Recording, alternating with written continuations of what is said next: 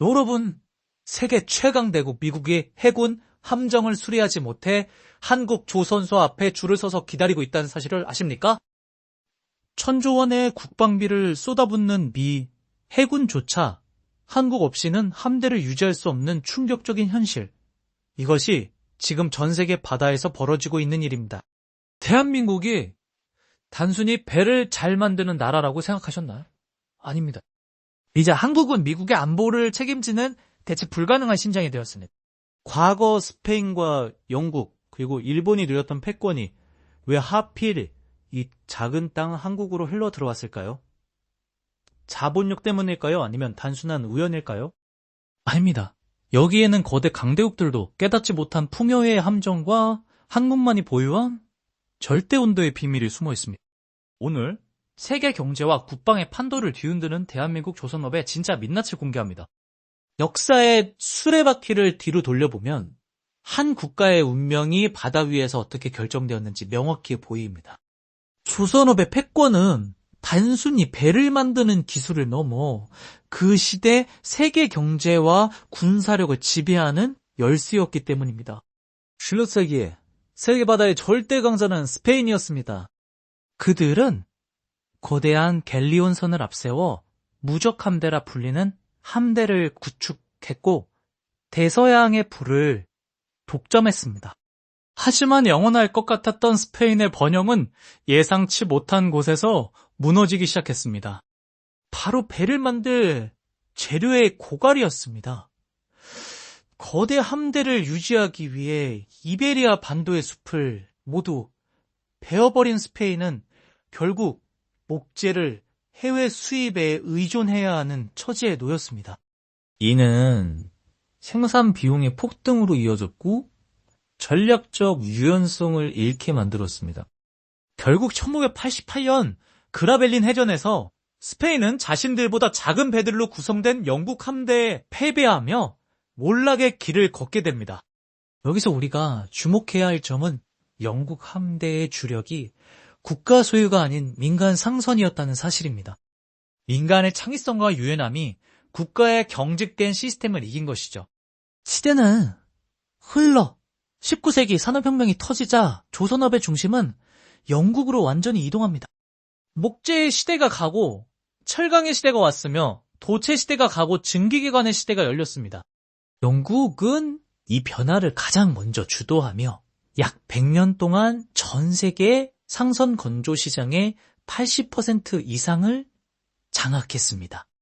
한치지 않는 나라, 영국의 위상은 바로 이 압도적인 조선업에서 나온 것이었습니다. 하지만 영국 역시 스페인이 걸었던 쇠퇴의 길을 피하지 못했습니다. 원인은 기술적 보수주의와 경직된 노동 구조였습니다. 2차 세계대전 당시 미국은 배를 내고 블록처럼 이어 붙이는 용접 기술과 표준화 공법을 개발해 선박 건조 속도를 혁신적으로 높였습니다. 하지만 자부심에 취해 있던 영국의 조선소들은 1960년대까지도 망치로 미뱃을 박는 낡은 방식을 고집했습니다. 근데 새로운 기술을 받아들이기엔 기득권이 된 노동조합의 반발이 너무나 컸고 변화보다는 안주를 택한 결과는 참혹했습니다. 생산성은 끝없이 추락했습니다. 1960년대 초 스코틀랜드 조선소 노동자들은 영국 전체 조선업 인력의 23%에 불과했지만 잦은 파업으로 인한 작업 손실 일수는 전체의 38%에 달했습니다. 배 한 척을 만드는 비용은 갈수록 높아졌고 납기일은 차일피일 미뤄졌습니다. 기술을 경시하고 시스템의 효율성을 놓친 제국은 그렇게 바다의 주권을 내려놓아야만 했습니다. 이것이 바로 조선업 역사가 우리에게 주는 냉혹한 교훈입니다. 자원이 부족해서 망하는 것이 아니라 변화하는 기술에 눈을 감고 과거의 영광에 갇혀 시스템이 경직될 때 패권은 소리 없이 이동한다는 사실입니다. 스페인의 자원 고갈과 영국의 기술적 오만은 단순한 과거사가 아닙니다. 이는 오늘날 우리에게도 유효한 1등의 자리를 지키기 위해 반드시 경계해야 할 몰락의 설계도와도 같습니다. 이제 패권은 동양의 작은 섬나라 일본으로 그리고 다시 우리 대한민국으로 넘어오게 됩니다. 그 거대한 흐름 속에는 우리가 미처 알지 못했던 치열한 전략적 승부수들이 숨어 있었습니다. 제국들의 몰락 이후 바다의 새로운 주인으로 떠오른 곳은 유럽이 아닌 아시아의 이웃나라 일본이었습니다.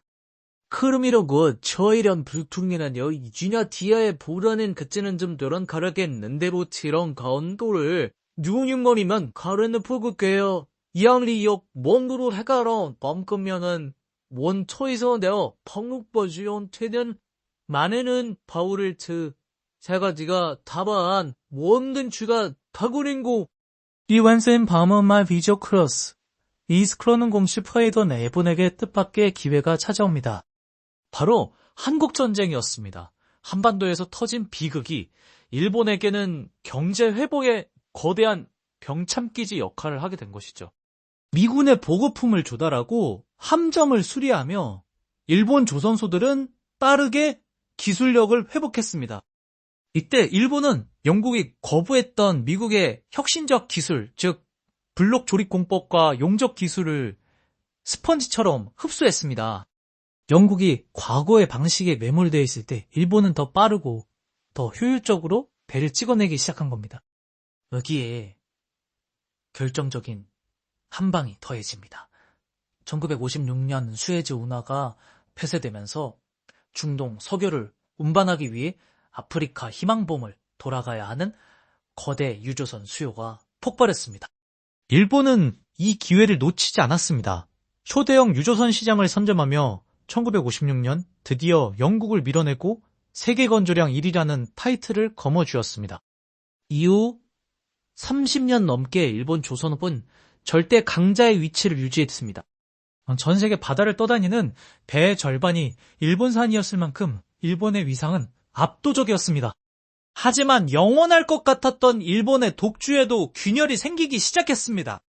그 첫 번째 균형 파괴자는 역설적이게도 일본의 성공 그 자체였습니다.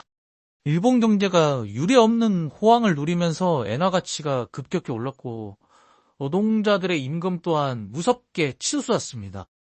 과거 영국이 겪었던 고비용 저효율의 늪이 일본 앞에도 나타난 것입니다. 배 한 척을 만드는 데 들어가는 인건비가 한국이나 중국 같은 후발주자들과 비교할 수 없을 만큼 비싸지자 일본 조선업의 가격 경쟁력은 모래성처럼 허물어지기 시작했습니다. 더 치명적인 문제는 내부에서 터져 나왔습니다. 바로 인구 구조의 변화와 젊은 층의 외면이었습니다. 일본 사회가 풍요로워지면서 젊은이들은 더 이상 힘들고 위험한 조선소 현장에서 일하려 하지 않았습니다. 소위 말하는 3D 업종 기피 현상이었습니다. 숙련된 기술자들은 늙어가는데 그 기술을 이어받을 청년들은 로스쿨이나 IT 기업으로 떠났습니다. 기술의 대가 끊기기 시작한 것입니다. 틈을 놓치지 않고 치고 들어온 것이 바로 대한민국이었습니다. 1970년대 말부터 한국은 일본이 주춤하는 사회정부의 강력한 지원과 정주영 회장 같은 인물들의 도전 정신을 앞세워 일본의 턱밑까지 추격했습니다. 일본 조선업계는 처음에 코웃음을 쳤습니다. 조선소도 없는 나라가 어떻게 우리를 이기겠느냐, 방심했죠. 이것이 바로 영국이 일본에게 당했던 승자의 저주이자 오만이었습니다. 결국 1985년 플라자 합의로 엔화 가치가 폭등하자 일본 조선업은 사실상 치명상을 입었습니다. 가격 경쟁력에서 완전히 밀려버린 일본 조선소들은 하나둘씩 문을 닫거나 구조조정에 들어갔고 그 빈자리를 한국의 거대 조선소들이 채우기 시작했습니다.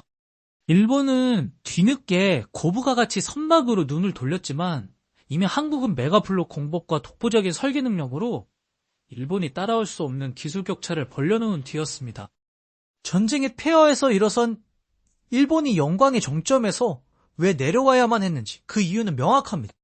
경제 성장에 따른 임금 상승이라는 필연적인 파도를 넘지 못했고 무엇보다 미래를 책임질 인재를 키워낸데 실패했기 때문입니다.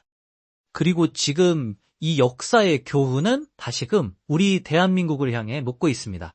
일본이 겪었던 그 성공의 저주에서 우리는 과연 자유로울 수 있을까요? 역사는 반복됩니다. 하지만 그 역사를 제대로 읽는 자만이 그 반복되는 굴레에서 벗어날 수 있습니다. 이제 우리는 일본을 넘어 한국이 어떻게 이 패권을 유지하고 있는지 그 심장부로 더 깊이 들어가 보겠습니다. 특히 대한민국 조선업의 역사를 말할 때 결코 빼놓을 수 없는 장면이 있습니다. 바로 울산 미포만이 황량한 백사장 사진 한 장과 거북선이 그려진 500원짜리 지폐 한 장으로 세계를 설득했던 정주영 회장의 일화입니다. 하지만 이 이야기는 단순히 한 기업가의 무모한 도전을 넘어 치밀한 리스크 관리와 시대적 흐름을 잇는 통찰력이 결합된 한편의 거대한 전략 드라마였습니다. 띠조 시년 정주영 회장은 조선소를 짓기 위해 4,300만 달러라는 천문학적인 자금이 필요했습니다. 당시 대한민국은 차관 없이는 아무것도 할 수 없던 시절이었죠. 정 회장은 무작정 영국의 바클레이즈 은행을 찾아갔습니다. 하지만 은행의 대답은 냉혹했습니다. 배를 사겠다는 계약서가 없으면 대출은 불가능하다는 것이었죠. 조선소는커녕 백사장뿐인 나라에 누가 배를 주문하겠느냐는 비웃음이 돌아왔습니다. 이때 정 회장은 주머니 속 500원짜리 지폐를 꺼내들었습니다. 그리고 지폐 속 거북선을 보여주며 당당하게 말했습니다. 우리나라는 영국보다 300년이나 앞선 1500년대에 이미 철갑선을 만들었어. 이 기막힌 임기응변은 영국인들의 마음을 움직였고 결국 대출 승인의 결정적 계기가 되었습니다. 하지만 진짜 고비는 그 다음이었습니다. 은행의 최종 조건은 실제 선박 주문서를 가져오라는 것이었으니까요. 여기서 정 회장은 그리스의 선박왕 조지 리바노스를 찾아가는 승부수를 던집니다.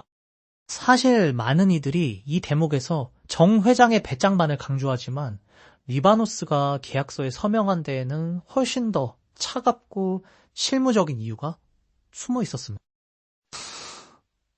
당시 전 세계는 수에즈 운하 폐쇄로 인해 초대형 유조선이 절실히 필요한 상황이었습니다. 하지만 일본과 유럽의 기존 조선소들은 이미 주문이 꽉 차서 배를 받으려면 몇 년을 기다려야 했죠. 리바노스는 철저한 비즈니스맨이었습니다. 그는 정 회장이 제시한 파격적인 조건에 주목했습니다. 현대는 기존 조선소들보다 훨씬 저렴한 가격을 제안했고 무엇보다 조선소 건설과 선박 건조를 동시에 진행하겠다는 유례없는 납기 스케줄을 약속했습니다. 리바노스 입장에서 현대와의 계약은 고위험 고수익의 투자였습니다. 한국 정부가 지급 보증을 서고 있고 정주영이라는 인물이 보여준 전무후무한 추진력이라면 남들보다 빠르게 시장을 선점할 수 있다는 계산이 선 것이죠. 결국 리바노스는 조선소도 없는 회사에 26만 톤급 유조선 2척을 주문하는 전설적인 계약을 체결합니다. 계약서에 도장을 찍은 후 정 회장의 리스크 관리는 더욱 빛을 발했습니다. 보통은 조선소를 다 짓고 배를 만드는 것이 상식이지만 정 회장은 시간이 곧 돈이라는 사실을 잘 알고 있었습니다. 그는 조선소 건설과 배 조립을 동시에 진행하는 병행공법을 선택했습니다. 한쪽에서는 땅을 파고 독을 만들면서 다른 한쪽에서는 모래사장에서 선박 블록을 용접해 나갔습니다. 이것은 상상을 초월하는 도박처럼 보였지만 사실은 철저하게 계산된 속도전이었습니다. 만약 조선소를 다 짓고 나서 배를 만들기 시작했다면 그 사이 시장 상황이 변해 리바노스가 계약을 취소했을지도 모릅니다. 정 회장은 불확실한 미래의 변수를 차단하기 위해 현재의 물리적 한계를 정면으로 돌파해버린 것입니다. 결국 1978년 6월 조선소 기공식을 한 지 불과 2년 3개월 만에 세계를 놀라게 한 1호선 애틀랜틱 베로노가 완성되었습니다. 조선 역사상 유례를 찾을 수 없는 기적이었습니다. 백사장 사진 한 장으로 시작된 이 무모한 도전은 그렇게 대한민국을 세계 조선업의 중심부로 밀어올렸습니다. 리바노스의 실무적 판단과 정주영의 초월적인 집념이 만난 미포만의 기적. 그것은 단순히 배를 만드는 기술이 아니라 불가능을 가능으로 치환하는 새로운 시스템의 탄생을 알리는 서막이었습니다. 대한민국 조선업이 세계 정점에 올라선 비결을 물으면 많은 이들이 숙련된 노동력이나 성실함을 꼽습니다. 하지만 진짜 핵심은 우리가 배를 만드는 방식 자체를 완전히 리믹스해버렸다는 점에 있습니다. 전 세계 조선 역사는 한국이 등장하기 전과 후, 즉 메가블록 공법의 탄생 전으로 나뉜다고 해도 과언이 아닙니다. 보통 배를 만든다고 하면 거대한 부지의 바닥을 파서 만든 독 안에 거대한 철판을 하나씩 쌓아 올리는 모습을 상상하실 겁니다. 과거 영국과 일본이 수백 년간 지켜온 방식이죠. 하지만 이 방식에는 치명적인 약점이 있었습니다. 배가 완성될 때까지 그 독은 다른 배를 만들 수 없는 죽은 공간이 된다는 점입니다. 배 한 척을 만드는데 수년이 걸리니 생산 효율은 극도로 떨어질 수밖에 없었죠. 여기서 한국 조선소들은 발상의 전환을 시도합니다. 바로 메가 블록 공법입니다. 배를 수백 개의 작은 조각으로 나누는 것을 넘어 수천 톤에 달하는 거대한 덩어리, 즉 메가 블록 단위로 미리 지상해서 제작하는 방식입니다. 엔진룸, 선실, 갑판 같은 거대 부품들을 각기 다른 작업장에서 동시에 만듭니다. 그리고 마지막 순간에 마치 레고 블록을 조립하듯이 거대 크레인으로 들어올려 단숨에 합체시킵니다. 이게 왜 대단할까요?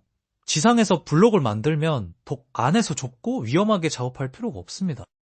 작업 환경이 쾌적해지니 품질은 올라가고 사고는 줄어듭니다. 완못보다 독 안에서의 조립 기간을 획기적으로 단축할 수 있습니다. 남들이 1년 걸릴 조립을 한국은 단 몇 달 만에 끝내버립니다.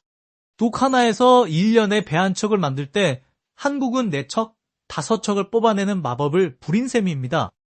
여기서 한 발 더 나아간 혁신이 바로 플로팅 독, 즉 바다 위에 떠있는 조선소입니다.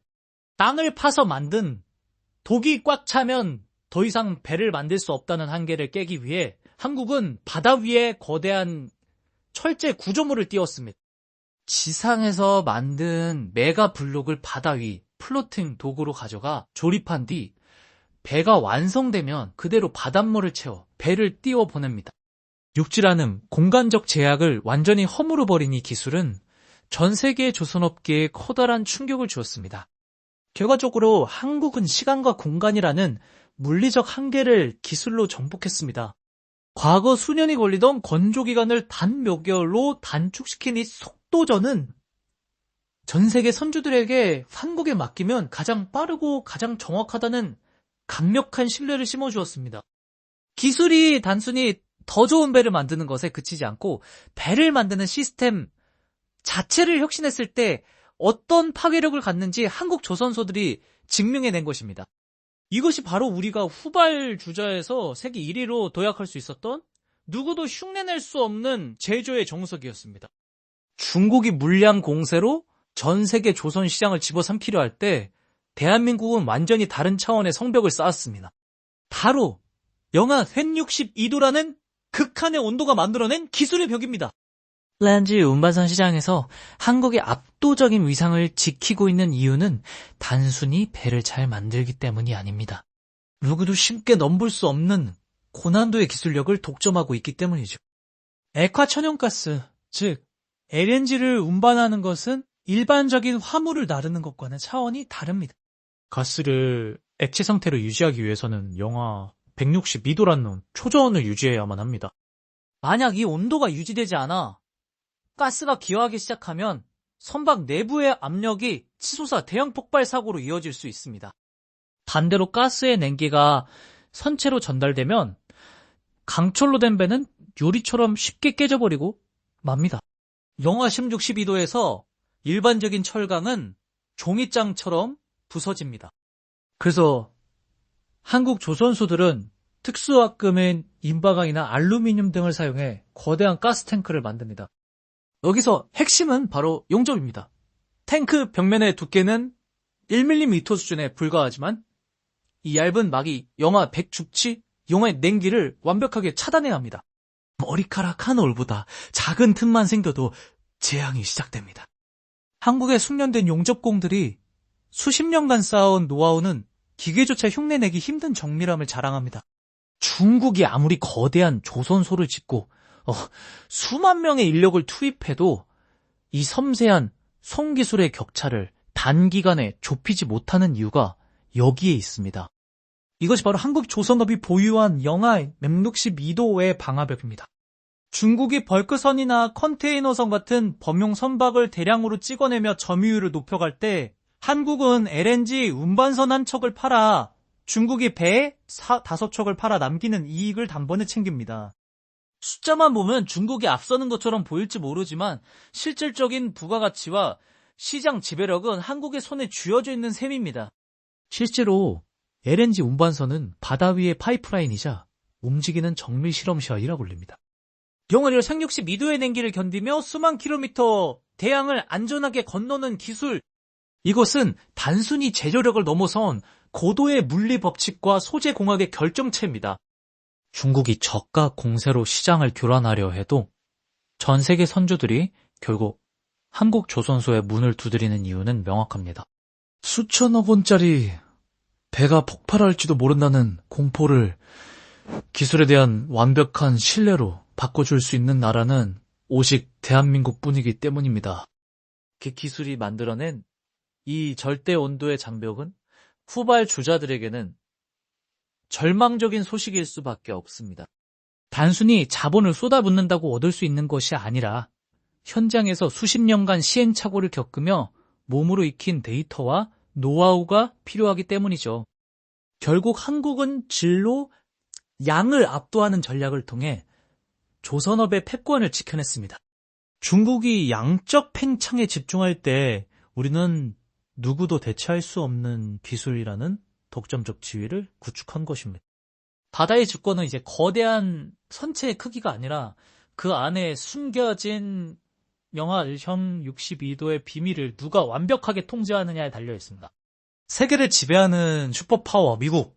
하지만 그 거대한 제국의 심장부에서 들려오는 소식은 당혹스럽기만 합니다. 세계 최강의 해군력을 자랑하는 미국이 정작 자신들의 배를 고칠 사람이 없어 한국 조선소의 도움을 요청하고 있다는 사실, 여러분은 믿어지십니까? 이것은 단순히 기술의 문제가 아닙니다. 풍류의 역사력을 불리는 현대 선진국들이 공통적으로 앓고 있는 아주 깊고 치명적인 질병의 결과입니다. 1980년대 이전까지만 해도 미국의 조선업은 찬란했습니다. 첫 세계대전 당시 수천 척의 군함을 찍어내며 전 세계 바다를 호령하던 저력이 있었죠. 하지만 1980년대 이후 미국의 상업용 조선업은 사실상 붕괴했습니다. 한때 미국 전역에 흩어져 있던 70여 개의 조선소는 대부분 문을 닫거나 겨우 명맥만 유지하고 있습니다. 왜 이렇게 되었을까요? 자본이 부족해서일까요? 아닙니다. 미국은 너무나 부유해졌기 때문입니다.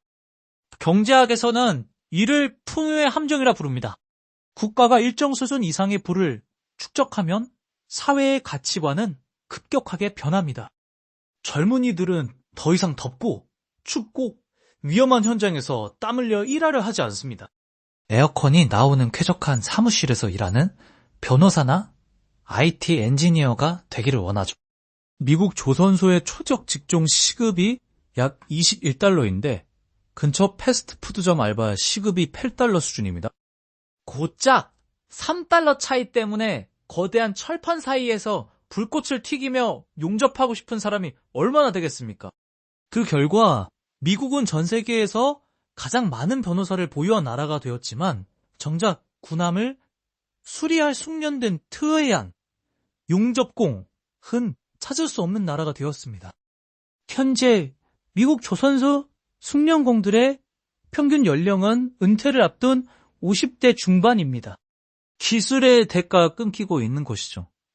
숙련공이 사라진 조선소는 효율성이 급감했고 배 한 척을 수리하는 데 걸리는 시간과 비용은 한국의 몇 배로 뛰었습니다. 미 해군 함정들이 제때 수리를 받지 못해 부두에 묶여있는 동안 중국은 미국의 200배가 넘는 건조 능력을 앞세워 바다의 주권을 위협하고 있습니다. 이것이 바로 현대판 로마의 몰락과 닮은 꼴입니다. 로마가 스스로 군역을 기피하며 몰락했듯이 현대의 거대 강대국들은 제조 현장을 기피하며 무너지고 있습니다. 부유함이 가져온 안일함이 국가의 안보를 지탱하는 제조 기술의 뿌리를 썩게 만든 것입니다. 결국 미국은 선택해야 했습니다. 자존심을 굽히고라도 자신들의 함대를 지켜줄 유일한 파트너를 찾는 것 말입니다. 그리고 그 파트너는 바로 여전히 현장에서 불꽃을 튀기며 세계 최고의 기술력을 유지하고 있는 대한민국이었습니다. 풍의 함정에 빠진 거대 제국이 헐떡이며 내민 손을 우리는 지금 울산과 거제의 거친 바닷바람 속에서 맞잡고 있습니다. 하지만 이 장면은 우리에게도 서늘한 경고를 던집니다. 미국이 앓고 있는 이 풍요의 질병이 과연 남의 일이기만 할까요? 우리 역시 그 길을 따라가고 있진 않은지 이제 냉정하게 돌아봐야 할 시간입니다. 바다 위에서 벌어지는 힘의 균형이 이제 새로운 국면을 맞이하고 있습니다. 전 세계 안보의 중심인 미 해군이 지금 대한민국 조선소의 기술력에 운명을 맡기기 시작한 것입니다. 이것은 단순한 비즈니스를 넘어 지정학적 판도를 뒤흔드는 거대한 사건입니다. 바로 미의 해군 함정의 유지 보수와 정비를 뜻하는 MRO 전략, 그리고 그 중심에 선 한국 조선사들의 이야기입니다. 사실 미의 해군은 오랫동안 고민에 빠져 있었습니다. 거대해지는 중국의 해군력에 대응하기 위해 함정 수를 늘려야 하지만 정작 미국 내 조선소들은 낡고 노후화되어 기존 함정의 수리조차 제때 해내지 못하고 있었기 때문입니다.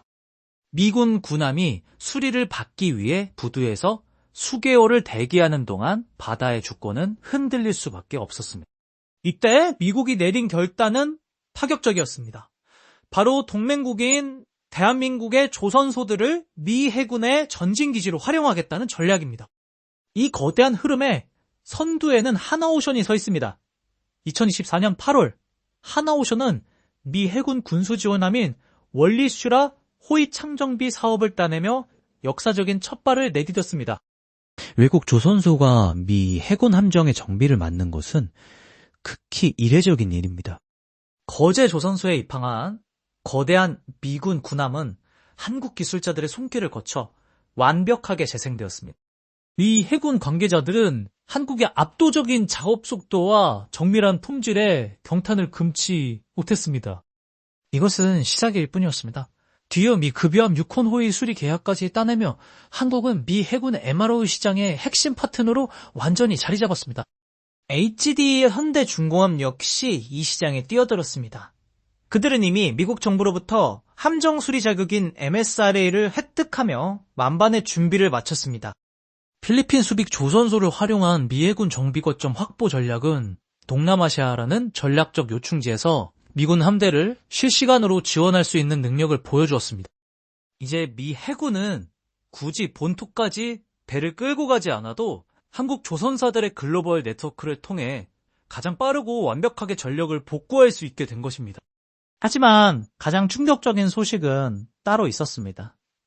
하나오션이 미국 필라델피아에 위치한 필리 조선소를 전격 인수한 것입니다. 이것은 단순히 해외 사업장을 하나 늘린 것이 아닙니다. 미국 본토 안에 한국 조선의 깃발을 꽂고 미국 내에서 직접 미군 함정을 건조하거나 대규모 정비를 수행할 수 있는 트로이의 목마와 같은 교두보를 마련한 셈입니다. 미국의 법적 규제를 정면으로 돌파하며 미국 상선과 군함 시장의 심장부로 직접 걸어 들어간 것이죠. 전 세계 MRO 시장 규모는 연간 수조 원에 달합니다. 하지만 이 숫자가 전부는 아닙니다. 한국이 이 해군의 함정을 고친다는 것은 전 세계에서 가장 까다로운 미국의 군사 표준을 완벽히 충족한다는 기술적 보증수표와 같습니다. 이제 대한민국은 단순히 배를 만들어 파는 나라를 넘어 전 세계 해상 안보의 시스템을 유지하고 관리하는 대체 불가능한 파트너가 되었습니다. 미국이 그토록 아껴왔던 해군 함정의 열쇠를 한국에 맡긴 이유, 그것은 우리 조선소가 보여준 압도적인 신뢰와 속도 때문이었습니다. 이제 전 세계 바다를 호령하는 미 해군의 기함들이 부산과 거제에서 새 생명을 얻어 다시 대양으로 나갑니다. 이것이 바로 대한민국 조선업이 도달한 새로운 정점입니다.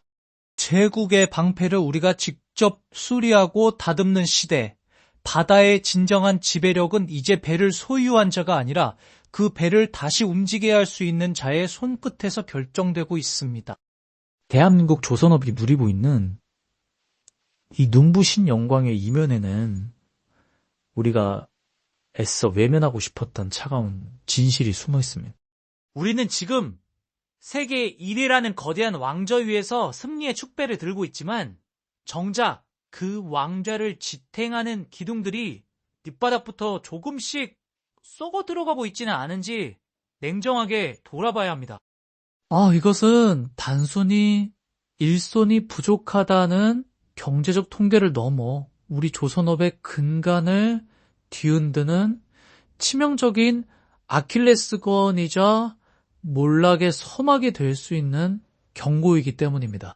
하지만 이 화려한 아우라에 도취하기엔 상황이 너무나도 엄중합니다.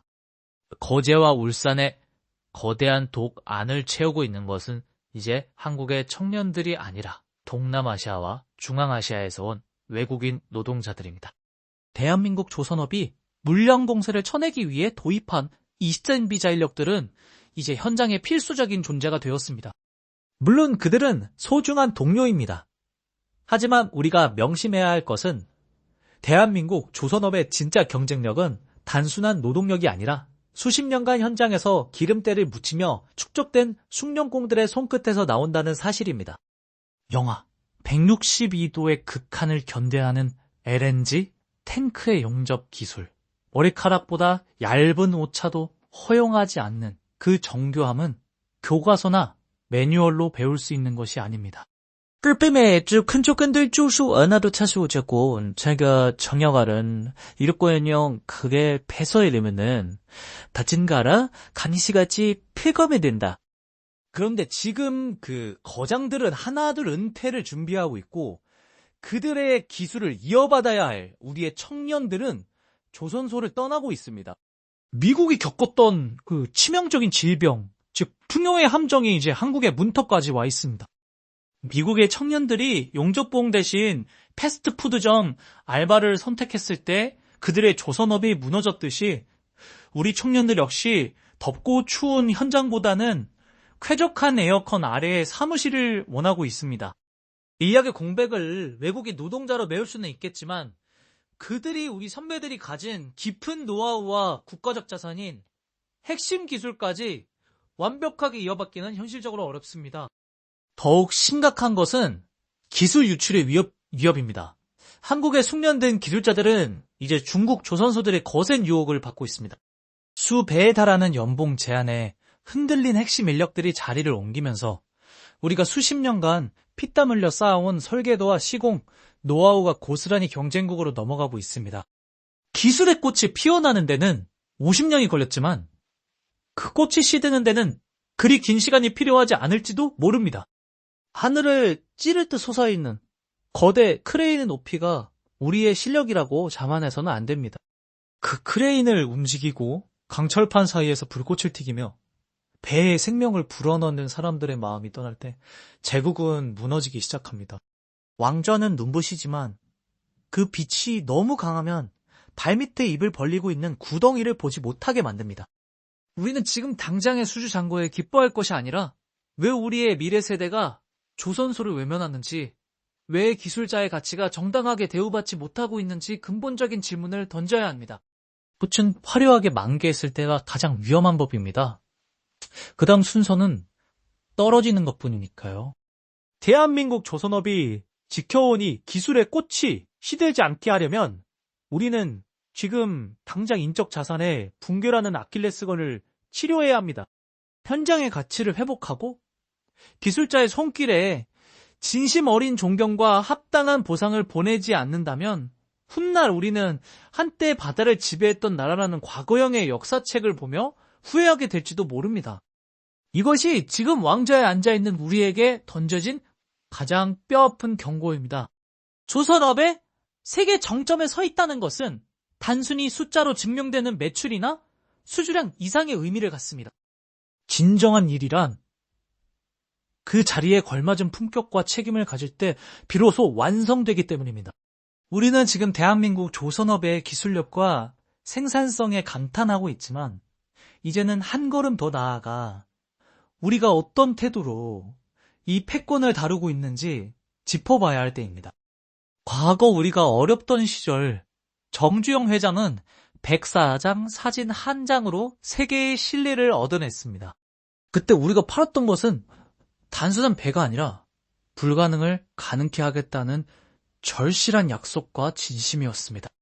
하지만 세월이 흘러 우리가 강자의 위치에 서게 된 지금 현장 곳곳에서는 우려 섞인 목소리들이 들려옵니다. 이른바 갑질이라 불리는 강자의 행포와 경직된 수직적 문화가 우리 조선업의 건강한 생태계를 위협하고 있다는 지적입니다. 진정한 리더는 힘으로 상대를 억누르는 자가 아니라 상대를 존중함으로써 자발적인 협력을 끌어내는 자입니다. 조선업은 수만 명의 노동자와 수천 개의 협력사가 유기적으로 연결된 거대한 오케스트라와 같습니다. 배 한 척에 들어가는 수백만 개의 부품 중 단 하나라도 소홀히 다뤄진다면 그 배는 결코 거친 바다를 안전하게 건널 수 없습니다. 하청업체의 비용을 전가하거나 현장 기술자들의 헌신을 당연하게 여기는 오만한 태도는 결국 품질이 저하와 인재 이탈이라는 부메랑이 되어 돌아옵니다. 미국이 겪고 있는 제조업의 붕괴는 우리에게 시사하는 바가 큽니다. 기술자가 존중받지 못하고 현장의 땀방울보다 서류상의 숫자가 우선시될 때 제국은 안에서부터 무너졌습니다. 우리 역시 마찬가지입니다. 숙련공들의 거친 손마디를 낡은 것으로 치부하고 현장의 목소리를 무시하는 순간 우리가 쌓아 올린 기술의 성벽은 허무하게 무너질 것입니다. 기술은 머리가 아니라 손끝에서 완성되며 그 손끝을 움직이는 것은 결국 사람의 마음이기 때문입니다. 악마이, 이제 대한민국 조선업은 강한 나라를 넘어 존경받는 파트너가 되어야 합니다. 전 세계 선주들이 한국 조선소를 찾는 이유가 단순히 기술이 좋아서가 아니라 한국인들과 일할 때 가장 정직하고 따뜻한 파트너십을 느낄 수 있기 때문이어야 합니다. 동료를 아끼고 협력사와 상생하며 현장의 막내, 노동자부터 노련한 거장까지 모두가 자부심을 느끼며 일할 수 있는 문화를 만드는 것. 그것이 바로 우리가 지켜야 할 진정한 1위의 품격입니다. 우리가 만드는 배는 차가운 강철 덩어리가 아닙니다. 수많은 이들의 인생과 국가의 운명을 싣고 대양을 가르는 희망의 상징입니다. 그 배에 담기는 가치가 단순히 이익뿐이라면 우리의 영광은 짧게 끝날 것입니다. 하지만 그 안에 사람에 대한 존중과 책임이라는 가치를 담아낼 수 있다면 대한민국 조선업은 시대를 넘어 영원히 바다를 지배하는 전설로 남을 것입니다. 지리의 왕좌는 누리는 자리가 아니라 섬기는 자리라는 사실, 그것이 바로 오늘날 우리 조선업이 전 세계에 보여줘야 할 가장 강력한 메시지입니다. 바다의 역사는 결코 멈추지 않습니다. 이제 전 세계 조선업은 탄소 중립이라는 거대한 파도를 마주하며 새로운 전환점을 맞이하고 있습니다. 과거가 석탄과 석유의 시대였다면 미래는 암모니아와 수소가 주도하는 친환경 선박의 시대가 될 것입니다. 그리고 놀랍게도 대한민국은 이 새로운 경주의 시작점에서 이미 저만치 앞서 나가고 있습니다. 우리는 단순히 기존의 배를 개조하는 수준에 머물지 않습니다. 한국 조선사들은 탄소를 전혀 배출하지 않는 암모니아 추진선과 수소 연료전지, 선박의 원천 기술을 이미 확보했습니다. 암모니아는 보관과 운송이 용이해 차세대 선박 연료로 각광받고 있지만 치명적인 독성을 제어하는 것이 기술적 난제였습니다. 하지만 한국의 기술진은 이 독성가스를 완벽하게 차단하고 정화하는 시스템을 개발해 세계 최초의 기록들을 갈아치우고 있습니다. 수소, 선박 역시 마찬가지입니다. 액체 수소를 극저온에서 안전하게 관리하는 기술은 한국이 이미 LNG선에서 보여준 독보적인 노하우의 연장선상에 있습니다. 결국 대한민국은 남들이 정해놓은 규칙을 따르는 것이 아니라 스스로 새로운 규칙을 만들며 발등, 즉 결승선을 옮겨버리고 있습니다. 중국이 저가 물량 공세로 추격해오면 우리는 그들이 흉내조차 낼 수 없는 고도의 친환경 기술로 아예 다른 차원의 시장을 창조해냅니다. 우리가 멈추지 않는 한 후발주자들은 영원히 우리의 뒷모습만을 보게 될 것입니다. 이것이 바로 대한민국 조선업이 50년 넘게 왕좌를 지켜온 생존 방식이자 앞으로의 50년을 약속하는 승부수입니다. 지금 이 순간에도 울산과 거제 조선소에서는 수만 명의 기술자들이 불꽃을 튀기며 미래의 바다를 설계하고 있습니다. 제국은 영원하지 않지만 혁신을 멈추지 않는 정신은 영원합니다. 스페인의 목재, 영국의 철강, 일본의 효율을 넘어 이제는 한국의 친환경 기술이 전 세계 바다의 질서를 재편하고 있습니다. 우리가 만든 배가 오대양을 누비며 지구를 살리고 동맹국들의 안보를 지탱하는 모습은 이제 더 이상 낯선 풍경이 아닙니다. 지금까지 대한민국 조선업의 찬란한 역사와 위기, 그리고 희망찬 미래를 함께 살펴보았습니다. 오늘 이야기가 여러분께 대한민국 국민으로서의 자부심과 함께 우리가 나아가야 할 방향에 대한 깊은 통찰을 드렸기를 바랍니다. 이 영상이 유익하셨다면 구독과 좋아요 부탁드리며 여러분의 소중한 의견을 댓글로 남겨주세요. 대한민국 기술자들의 땀방울이 전 세계 대양의 물결이 되는 그날까지 우리의 항해는 계속될 것입니다.